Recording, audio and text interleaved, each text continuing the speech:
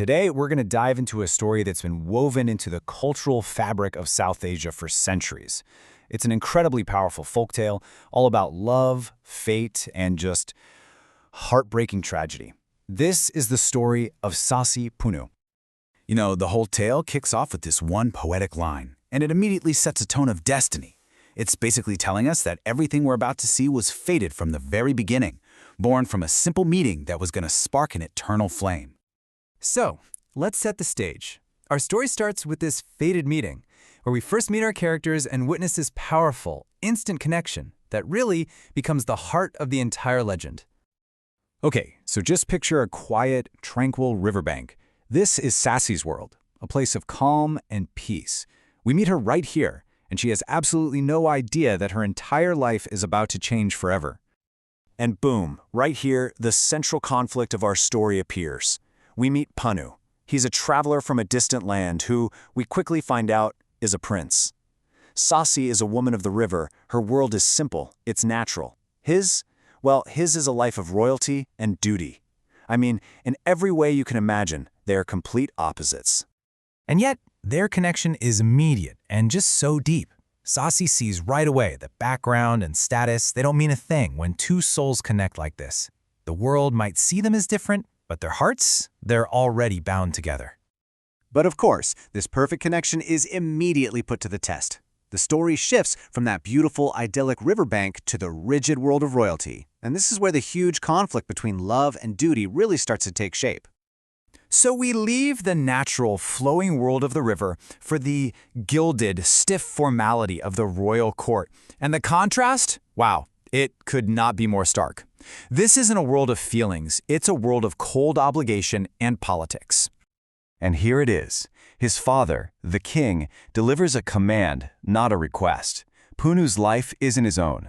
His marriage is just a tool, a way to form a political alliance. His personal feelings, they have no place in this decision. Pannu's response is just immediate. He doesn't hesitate for a second. He declares his love, drawing a clear line in the sand. On one side, you have his heart and Sassi. On the other, his father, his kingdom, and his entire future as a prince. And just to add to the pressure, his mother, the queen, she backs the king up. It's the full weight of his family, his heritage, all of it pressing down on him. The message is crystal clear. Your happiness comes second to your duty. This brings us to the story's dramatic turning point, the climax. The forces of duty and family, they just prove too strong, and it all leads to this moment of irreversible, heartbreaking action. The lovers are forcibly separated, just like that. Pannu is taken away from Sassi, dragged back to the life he was born into. That simple, beautiful meeting by the river is completely shattered by the brutal reality of their different worlds.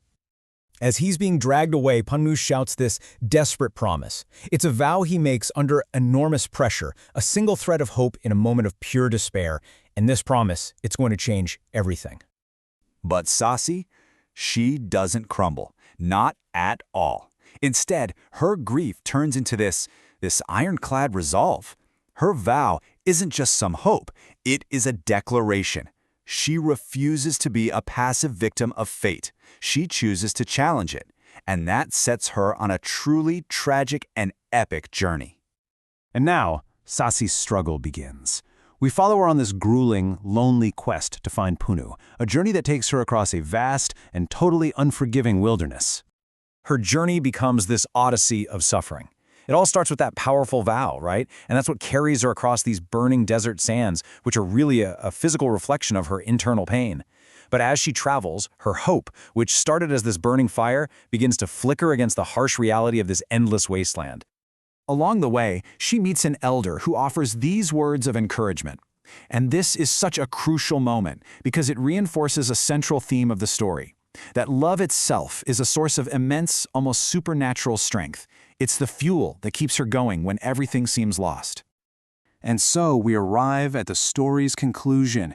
It is a resolution, but it's a tragic one, where the lover's final union has to transcend life and death itself. Having escaped his captors, Punnu races back, desperately searching for Sassi. And he finds her. He finally finds her, collapsed from exhaustion in the middle of this vast, empty desert. The reunion they both longed for has arrived, but in the cruelest way you can imagine. With her last breath, Sassi whispers these words. It's so faint, but so powerful. Her journey, her suffering, her entire being has proven one single truth. True love is an unstoppable force, even when the body fails. And with that, having fulfilled her vow to find him and prove the power of her love, Sassi dies in Punnu's arms. The physical journey is over. And here, the chorus delivers the story's powerful epitaph.